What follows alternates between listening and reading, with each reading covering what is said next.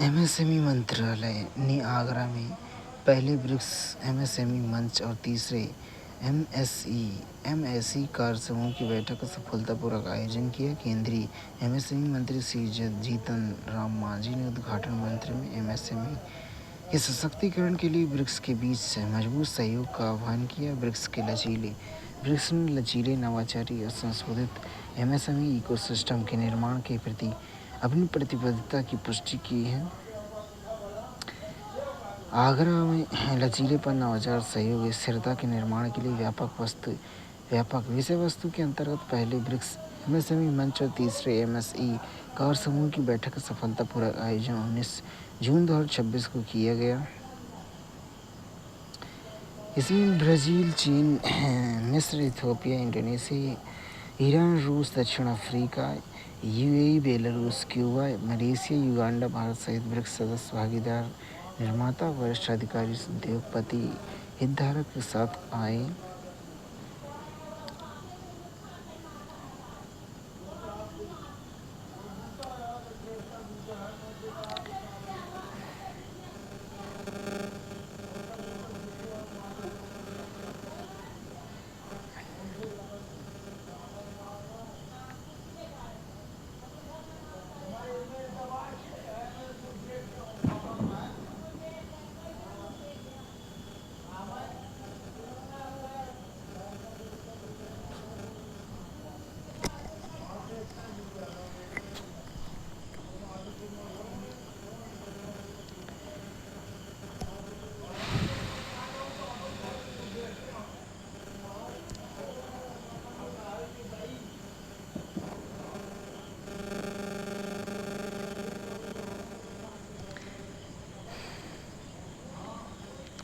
भारत 25 से 26 जून 2026 को गुरुग्राम में 11वें ब्रिक्स ऊर्जा मंत्री की बैठक की मेजबानी करेगा।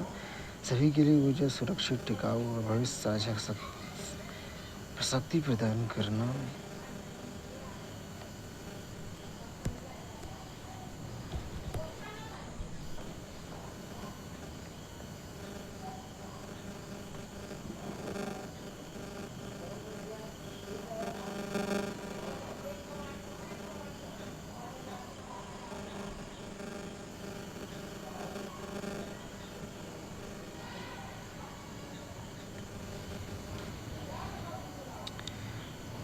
IWAI ने असम में ब्रह्मपुत्र जलमार्ग पर मनाया गया अंतर्राष्ट्रीय योग दिवस।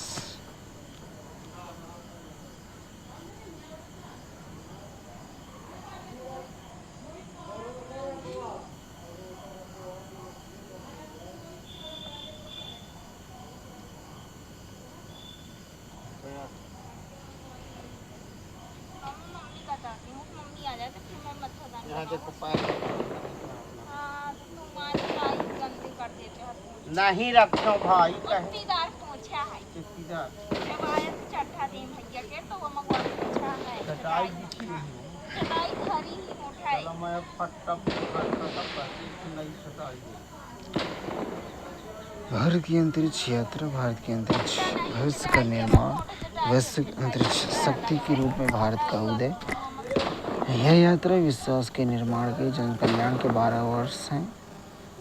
पहला भारत में अंतरिक्ष क्षमता में ऐतिहासिक अंतरिक्ष अभियानों, उन्नत प्रशिक्षण प्रमाणिक स्वदेशी प्रौद्योगिकी के माध्यम से देश की पहुंच पृथ्वी में कहीं अधिक तक विस्तारित की है। इसके अतिरिक्त राष्ट्रीय क्षमता निर्माण के अंतर्गत अंतरिक्ष आधारित एप्लीकेशनों का उपयोग कृषि शासन, संपर्क, आपदा प्रबंधन, कृषि, स्वास्थ्य सेवाओं, शिक्षा और आर्थिक विकास को नई मजबूती प्रदान की है।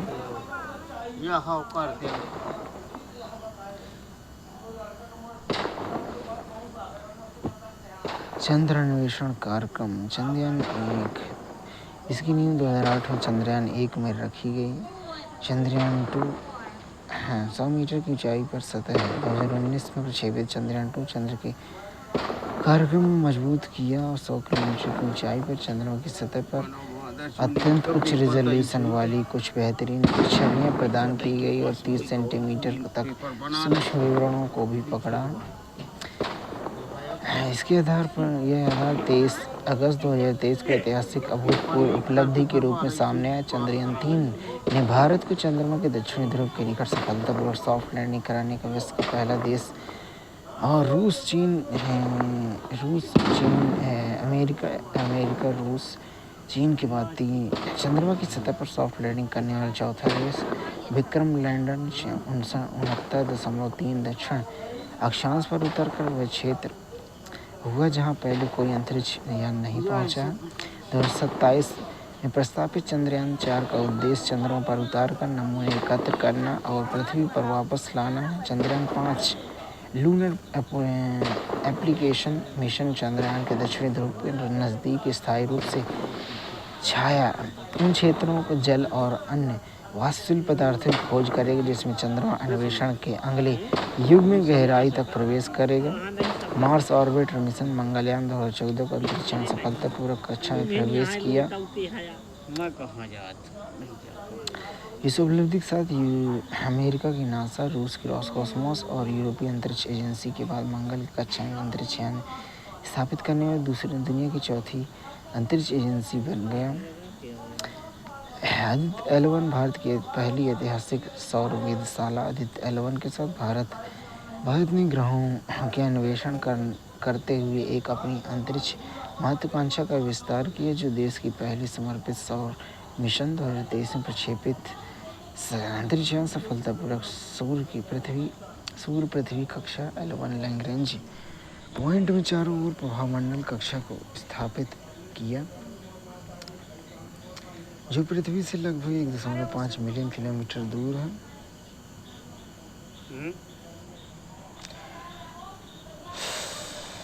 भारत की पहली बहु वेवलेंथ अंतरिक्ष वेधशाला एस्ट्रोसैट ने सितंबर 2025 में कक्षा में अपने 10 वर्ष पूरे किए। इसने कई महत्वपूर्ण वैज्ञानिक खोजों को योगदान दिया। 1 जनवरी 2024 को प्रक्षेपित एक्सपोसैट ने एक्स-रे खगोल विज्ञान में भारत की क्षमताओं का और विस्तार किया। ये दोनों मिशन प्रस्तावित आधारित वेधशालाओं के रूप में विश्व भर में शोधकर्ताओं की सेवा करते हुए निरंतर कार्य कर रहे हैं। भारत ने जनवरी 2025 में स्पेस डॉकिंग एक्सपेरिमेंट के माध्यम से एक महत्वपूर्ण तकनीकी सफलता भी हासिल की। इस मिशन ने भारत में अमेरिका, रूस, चीन के बाद अंतरिक्ष में स्वायत्त डॉकिंग अनडॉकिंग का प्रदर्शन करने वाला विश्व का चौथा देश बना है। इसरो ने डॉक किए गए उपग्रहों के बीच ऊर्जा स्थानांतरण का प्रदर्शन भी किया और सूक्ष्म गुरुत्वाकर्षण में रोबोटिक आर्म का परीक्षण किया। स्वदेशी भारतीय डॉकिंग सिस्टम का सफल विकास का एक महत्वपूर्ण उपलब्धि है जो भारत के अग्रणी प्रमुख मिशनों जैसे भारतीय अंतरिक्ष स्टेशन, चंद्रयान 4 और मंगलयान के निर्बाध संचालन में संभव बनाएगा। शुक्र ऑर्बिटर मिशन पृथ्वी के सबसे नज़दीक ग्रह की खोज। चंद्रमा और मंगल पर ग्रह अपनी उपलब्धियों के आधार पर भारत अब शुक्र ग्रह के लिए अपने पहले मिशन की तैयारी कर रहा है। अनुमोदित शुक्र ऑर्बिटर मिशन को मार्च 2028 में प्रक्षेपित करने का लक्ष्य है। मिशन शुक्र की भूगर्भीय संरचना, सतह की संरचना, वायुमंडल, आयनमंडल पुनर्सतहीकरण प्रक्रियाओं का अध्ययन करेगा।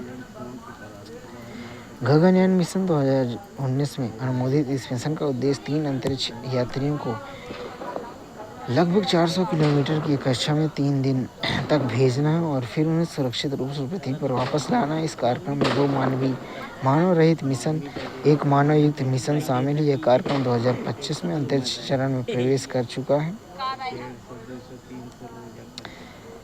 गगनयान की तैयारियों के अंतर्गत भारत ने 2025 में अंतर्राष्ट्रीय अंतरिक्ष स्टेशन के लिए इसरो नासा समर्पित एक्सियोम 4 मिशन में भाग लिया है। ग्रुप कैप्टन शुभंकर शुक्ला ने 25 जून 2025 को फाल्कन 9 द्वारा प्रक्षेपित स्पेसएक्स ड्रैगन अंतरिक्ष यान में यात्रा की। इस मिशन में इन्होंने भारतीय अनुसंधान संस्थान द्वारा विकसित 7 सूक्ष्म गुरुत्वाकर्षण प्रयोग किए। इन अध्ययनों में मांसपेशियों के पुनर्जनन, शैवाल की वृद्धि, फसल की उपयुक्तता, सूक्ष्मजीवों के जीवित रहने की क्षमता, संज्ञानात्मक प्रदर्शन तथा अंतरिक्ष में साइनोबैक्टीरिया के व्यवहारिक व्यवहार का परीक्षण शामिल है। यह मिशन 15 जुलाई 2025 को सफलतापूर्वक ऑन डॉकिंग, पुनः प्रक्षेपण और स्प्लैश डाउन के साथ संयंत्र संपन्न हुआ।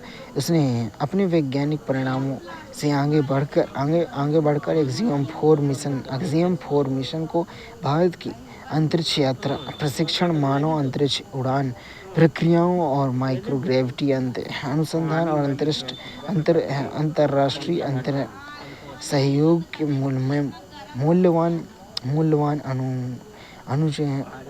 परिचालन अनुभव प्रदान किया है, जिससे देश की भविष्य की मानवयुक्त मिशनों के लिए तैयारी और अधिक सुदृढ़ हुई है।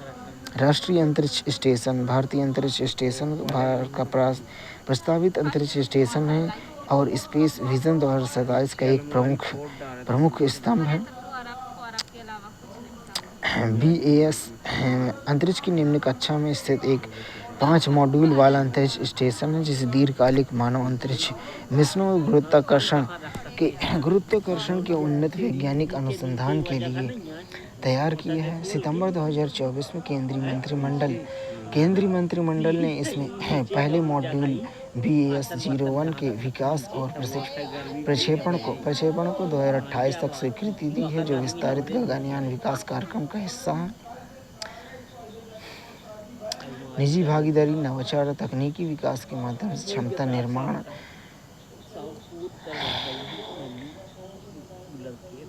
भारतीय अंतरिक्ष नीति 2023 जारी की गई। उदारीकृत प्रत्यक्ष विदेशी निवेश, स्पेस सीड फंड योजना, प्री प्रपोजल उद्यमिता कार्यक्रम, 1000 करोड़ रुपए के वेंचर कैपिटल फंड और 500 करोड़ रुपए के प्रौद्योगिकी स्वीकार करने के कोष इकोसिस्टम अधिक सशक्त है। फरवरी 2024 में सरकार ने अंतरिक्ष क्षेत्र में प्रत्यक्ष विदेशी निवेश नीति को उदार बनाया है। 100% FDI की अनुमति दी है। उपग्रह निर्माण, संचालन, उपग्रह डेटा उत्पादों तथा ग्राउंड यूजर सेगमेंट सेवाओं में 74% तक FDI के स्वचालित मार्ग के तहत अनुमति है। वहीं प्रक्षेपण यानों, उससे संबंधित प्रणालियों तथा स्पेस पोर्ट्स में 49% तक FDI की अनुमति दी, जबकि उपग्रह एवं ग्राउंड सेगमेंट के घटकों और उप प्रणालियों के निर्माण में 100% FDI के स्वचालित मार्ग के तहत अनुमति है। निजी क्षेत्र की भागीदारी को बढ़ावा देने भारतीय राष्ट्रीय अंतरिक्ष संवर्धन और प्राधिकरण केंद्र ने इन स्पेस में 2024 में मानदंड दिशा निर्देश प्रक्रियाएं 2024 लागू की। यह ढांचा अंतरिक्ष गतिविधियों के लिए प्राधिकरण पात्रता और अनुपालन संबंधी आवश्यकताओं को स्पष्ट रूप से निर्धारित करता है, जिससे भारत के तेजी से विकास हो रही अंतरिक्ष इकोसिस्टम में अधिक पारदर्शिता और अनुपयोगिता निवेशकों का विश्वास बढ़ा है। वर्ष 2014 में भारत की केवल पंजीकृत अंतरिक्ष स्टार्टअप था। यह 2026 का संख्या 400 हो चुकी है। भारतीय अंतरिक्ष स्टार्टअप 500 मिलियन अमेरिकी डॉलर से अधिक का निवेश हो चुका है। 150 मिलियन अमेरिकी डॉलर का निवेश केवल वर्ष 2025 में प्राप्त हुआ है। इसमें Pixxel, Dhruva Space, Skyroot Aerospace, Agnikul Cosmos, Bellatrix Aerospace जैसी कंपनियां भारत के नए अंतरिक्ष युग में अग्रणी बनकर उभरी हैं। व्यवसायीकरण और अंतरिक्ष अर्थव्यवस्था का विस्तार। भारत की अंतरिक्ष अर्थव्यवस्था का वर्तमान मूल्य लगभग 8 अरब अमेरिकी डॉलर है,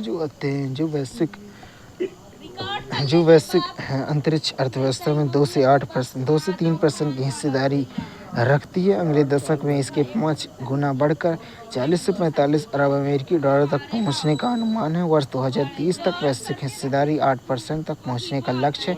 पिछले 12 वर्षों में सरकार महत्वपूर्ण संस्थान सुधारों और निजी क्षेत्र की भागीदारी के माध्यम से अंतरिक्ष क्षेत्र में व्यवसायीकरण में उल्लेखनीय तेजी आई है। न्यू स्पेस इंडिया लिमिटेड, जिसकी स्थापना 2019 में हुई थी, Indian national space promotion and authorisation centre की स्थापना 2022 में हुई थी, ने उद्योग की भागीदारी, प्रौद्योगिकी हस्तांतरण और निजी निवेश के लिए एक सुदृढ़ संस्थागत ढांचा तैयार किया है, जहां NSIL इसरो की प्रौद्योगिकी प्रक्षेपण सेवाओं उपग्रह सेवाओं के व्यवसायीकरण करता है। वहीं इन स्पेस एक एकल खिड़की व्यवस्था के माध्यम से निजी क्षेत्र की अंतरिक्ष गतिविधियों को सुगम बनाने और उन्हें अधिकृत करने का कार्य करता है। आर्थिक सर्वेक्षण 25-26 के अनुसार NIL का राजस्व वित्त वर्ष 2021-22 में 321.77 करोड़ से बढ़कर 2024-25 में 3,246 करोड़ हो गया है। 31 जनवरी 2026 तक इन स्पेस उद्योगों का स्टार्टअप में इसरो ने 71 प्रौद्योगिकियों के हस्तांतरण को सुगम बनाया है। अंतरिक्ष आत्मनिर्भर अंतरिक्ष परिवहन में भारत वर्तमान में संचालित PSLV, GSLV, LVM-3 प्रक्षेपण यानों के माध्यम से निम्न पृथ्वी कक्षा में 10 टन तथा भू समकालिक स्थानांतरण कक्षा में 4.2 टन तक के क्षेत्रों में प्रक्षेपण हेतु अंतरिक्ष परिचालन प्रणालियों में आत्मनिर्भरता प्राप्त कर ली है। अगली पीढ़ी के प्रक्षेपण यान के विकास को मंजूरी दी है। NGLV भारत अपनी अंतरिक्ष प्रक्षेपण अवसंरचना का तेजी से विस्तार कर रहा है। भारत का दूसरा space port Kulasekarapattinam space port Tamil Nadu के विकसित किया जा रहा है। Small satellite launch vehicle SSLV complex आधार 28 फरवरी 2024 को रखी गई। यह परिसर प्रतिवर्ष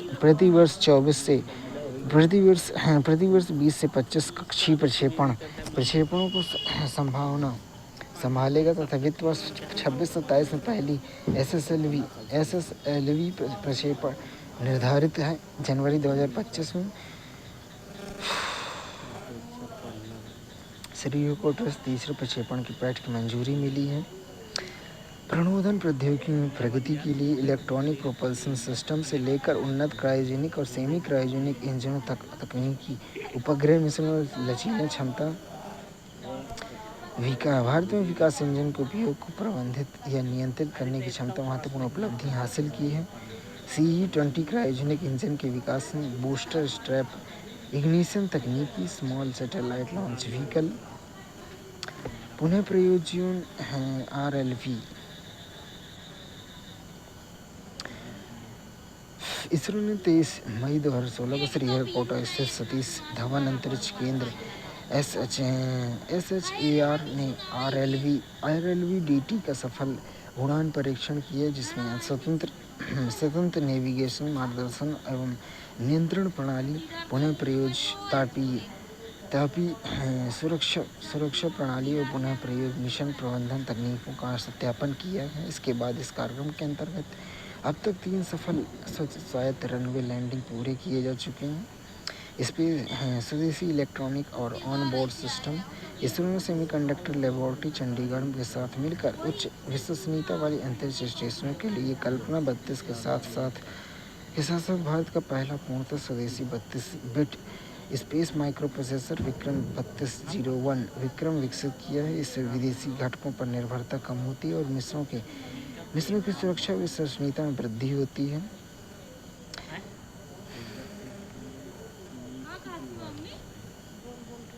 भारत अपनी पड़ोसी प्रथम नीति के अंतर्गत बिम्स्टेक अंतरिक्ष कार्यक्रम की अगुवाई कर रहा है। यह पहल अंतरिक्ष प्रौद्योगिकी, आपदा प्रबंधन, क्षमता निर्माण के माध्यम से क्षेत्रीय सहयोग को मजबूत करता है।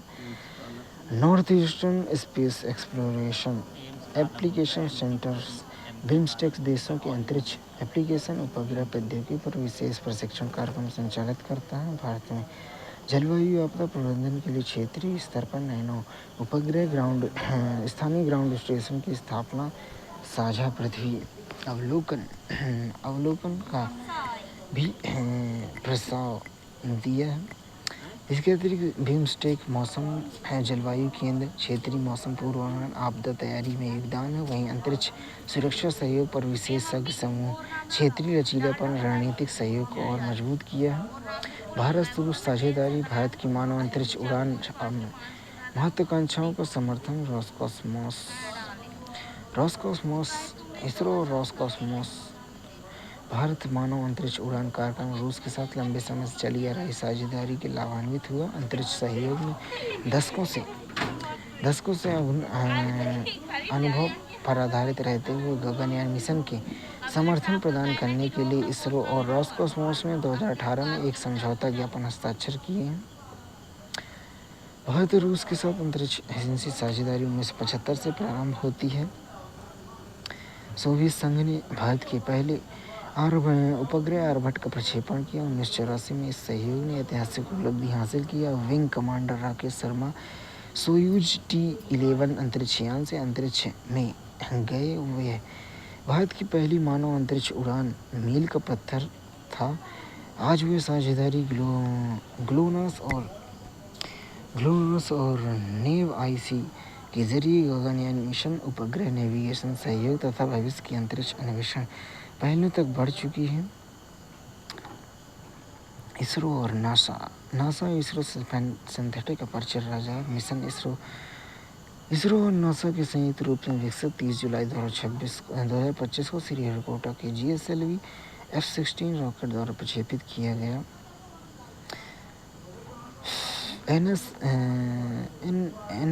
NISAR मिशन भूमि, हिमनदों और वनों महासागरों में होने वाले परिवर्तनों की निगरानी करेगा, जिससे वैज्ञानिकों को जलवायु परिवर्तन, प्राकृतिक आपदाओं, पर्यावरणीय चुनौतियों को बेहतर ढंग से समझने में सहायता मिलेगी। इसरो और फ्रांस की अंतरिक्ष एजेंसी भारत की विस्तृत हेतु इसरो फ्रांस संयुक्त विकसित कर रहे हैं। यह मिशन 2026 में प्रक्षेपित किए जाने की योजना है। प्रक्षेपण पृथ्वी की स्थलीय और तटीय क्षेत्रों की उच्च रेजोल्यूशन थर्मल इमेजिंग प्रदान करेगा, जिसमें कि रिविजिट फ्रीक्वेंसी वर्तमान मिशनों की तुलना में अधिक उन्नत होगी। यह उपग्रह फसल, जल तनाव, सिंचाई आवश्यकता, जल संसाधनों, शहरी इकोसिस्टम, हिमनदों, जलवायु से जुड़े परिवर्तनों की निगरानी सहायता करेगा। इसरो और जापान यह मिशन 2027-28 में जापान के H-3 रॉकेट से प्रक्षेपण किए जाने की योजना है। चंद्रमा के ध्रुवीय क्षेत्र विस्तृत अन्वेषण के लिए इसरो भारत द्वारा विकसित एक लैंडर और जापान द्वारा विकसित एक रोवर शामिल होगा। चंद्रयान 3 की सफलता और चंद्रयान 4 के प्रस्तावित सैंपल रिटर्न की योजना पर आगे बढ़े हुए ल्यूपेक्स मिशन का उद्देश्य चंद्रमा की सतह पर पानी और बर्फ की खोज करना, सतह के नीचे ड्रिलिंग और आसपास के उन्नत वैज्ञानिक अध्ययन करना है। इस मिशन में नासा और यूरोपीय अंतरिक्ष एजेंसी के उपकरण भी शामिल हैं, जो जटिल यूरोपीय अंतरिक्ष एजेंसी भारत ESA और इसरो ने 7 मई 2026 को भविष्य में अंतरिक्ष मिशनों के सहयोग से एक औपचारिक संयुक्त वक्तव्य पर हस्ताक्षर किए। भारत जर्मनी अंतरिक्ष सहयोग। भारत जनवरी 2 जून 2026 को एक उच्च स्तरीय बैठक में उपग्रह संचार, ऑप्टिकल कम्युनिकेशन, मानव अंतरिक्ष उड़ान, माइक्रोग्रेविटी अनुसंधान, पृथ्वी अवलोकन, ड्रोन तकनीकी तथा उपग्रह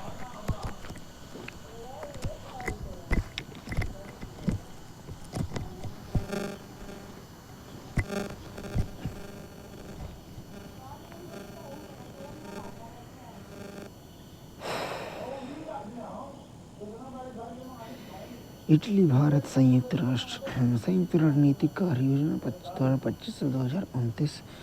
भारत और इटली ने अपने अंतरिक्ष सहयोग में भारत इटली संयुक्त रणनीतिक कार्य योजना के तहत और अधिक मजबूत किया है, जिसे 18 नवंबर 2024 को रियो डी जेनेरियो में G20 शिखर सम्मेलन के दौरान घोषित किया गया। दोनों देश पृथ्वी अवलोकन, हेलियो फिजिक्स, अंतरिक्ष अन्वेषण क्षेत्र में भारतीय अंतरिक्ष इसरो और इटली के अंतरिक्ष एजेंसी के बीच सहयोग के विस्तार में सहमत हो गए। भारत सऊदी अंतरिक्ष एजेंसी। भारत सऊदी अरब ने 23 अप्रैल 2025 को इसरो और सऊदी अंतरिक्ष एजेंसी के बीच एक IMO के माध्यम से अंतरिक्ष सहयोग को और मजबूत किया। यह सहयोग उपग्रह विकास, अंतरिक्ष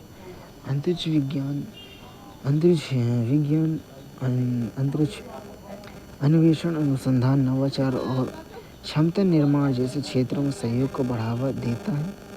इसरो और Mauritius research and innovation council Bharat की मॉरिशस के साथ दीर्घकालिक अंतरिक्ष साझेदारी ने 1 नवंबर 2023 को एक नए चरण में प्रवेश किया है। Mauritius research and innovation council ने मिलकर एक छोटे उपग्रह के संयुक्त मिशन के लिए MOU पर हस्ताक्षर किए। 5 जनवरी 2026 को केंद्रीय मंत्रिमंडल संज्ञान लिया। मॉरिशस के ग्राउंड स्टेशन के उपयोग के बढ़ावा देने में और 1986 चल रहे दोनों के सहयोग को मजबूत करती है। 15 महीने तैयार योजना अनुमानित 20 करोड़ रुपए और भारत द्वारा वित्त पोषित है। भूटान के साथ अंतरिक्ष क्षेत्र में साझेदारी।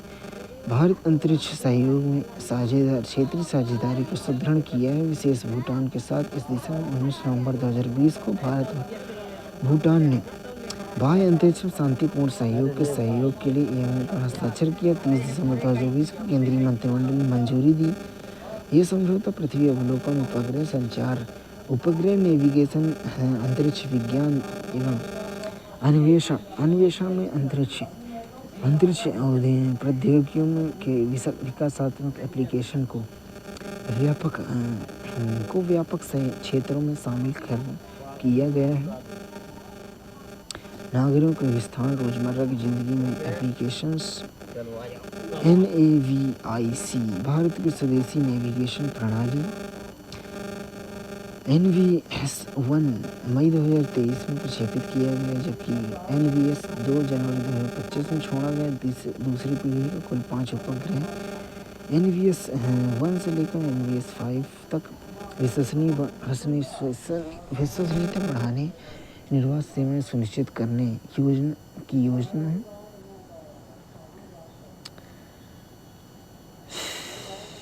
वर्ष 2025 में NAVIC रेफरेंस स्टेशन स्थापित करने के लिए भारत दक्षिण अफ्रीका के साथ साझेदारी हस्ताक्षर किए हैं। डेटा आधारित सुशासन, खाद्य जल सुरक्षा, अंतरिक्ष प्रौद्योगिकी आधारित निगरानी, पूर्वानुमान के माध्यम से खाद्य और जल सुरक्षा की मजबूत बनाती है। उपग्रह डेटा के उपयोग और फसल क्षेत्र में अवलोकन,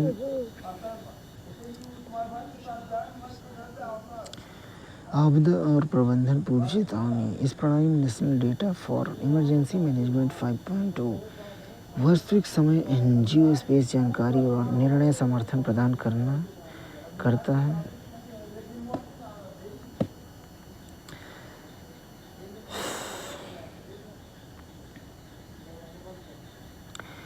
south Asia satellite GSAT-9 2230 kilogram का भू-स्थिर संचार उपग्रह अफगानिस्तान, बांग्लादेश, भूटान, मालदीव, नेपाल, श्रीलंका को कवरेज प्रदान करता है।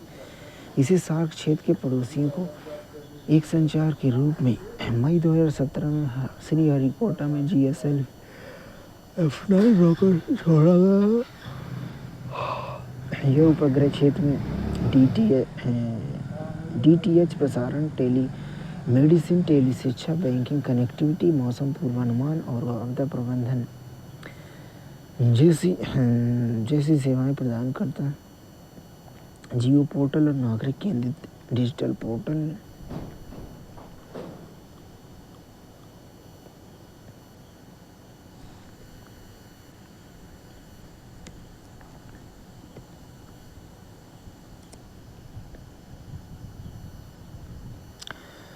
रसायन और पेट्रोकेमिकल विभाग ने 12वां अंतर्राष्ट्रीय योग दिवस मनाया।